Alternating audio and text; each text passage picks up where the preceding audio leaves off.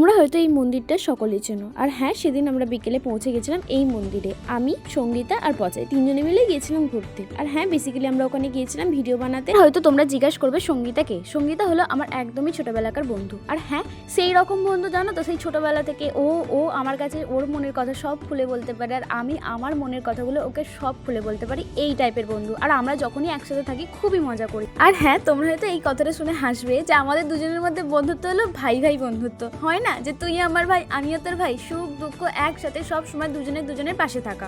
আর তারপর তো ভিডিও শেষ হওয়ার পর আমি আর সঙ্গীতা এখানে প্রচন্ড পরিমাণে মজা করছিলাম আর হাসাহাসি করছিলাম। আর দেখো পচাই আমাদের দিকে কিভাবে তাকিয়েছিল। ও আমাকে বলছিল যে আমার একটাও ফটো তুই আমাকে এখনো তুলে দিসনি, আর আমাদের ও ভিডিওগুলো ওই আমাদের করে দিয়েছিল।